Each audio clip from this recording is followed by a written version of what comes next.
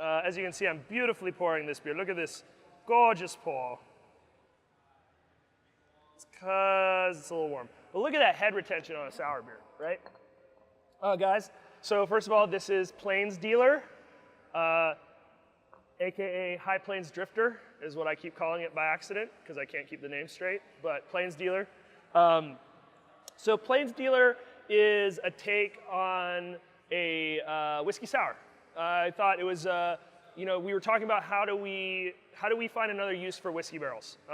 Whiskey barrels are used in our program, in the sour program, but for a light beer, they tend to not work, right? Every time we've used them, I've always felt like it didn't really translate the way I wanted. So when we were talking about, we want to do another brand in whiskey barrels, how do we create something that's interesting? And for me, my mind went straight to a whiskey sour. Again, cocktails are a great point of inspiration. So our goal is we're just going to create a base beer that tastes like, kind of sour and whiskey-esque, and then all the flavor is going to kind of come on the back end as far as the fruit. So what we did is we made a beautifully layered wheat forward with a little bit of oats, kind of light golden, maybe light tangerine colored base beer that went into freshly emptied whiskey barrels. There it sat for about a year.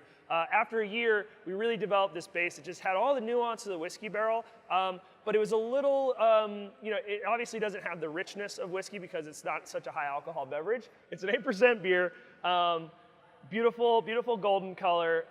And again, so that carries a little bit of the sweetness, but as you can see, we tried to evoke the color of whiskey. And a big piece of this color came from the barrel, right? The barrel gives color to the whiskey. It also gave color to the beer over time because the beer we went in with was much lighter than this. So anyways, once the barrel's finished aging, we tasted through, we blended, we went ahead and hit it with fresh lemon puree and then lemon zest.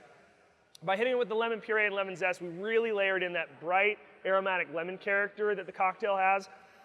And now it's just become this really beautifully nuanced bourbon lemon deliciousness, and we really could not be more happy with it. So I'm gonna go for it. I wish I had my mustache. This would be a perfect one for the foam.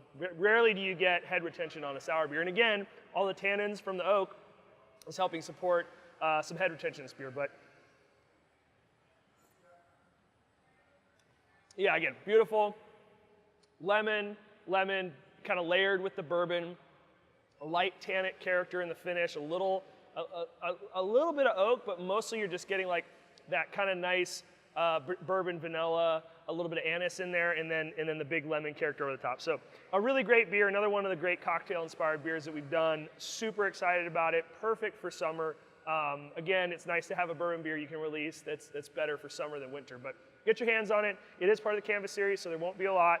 But I hope you all enjoy and enjoy the next step in the Canvas series and another cocktail beer. Cheers.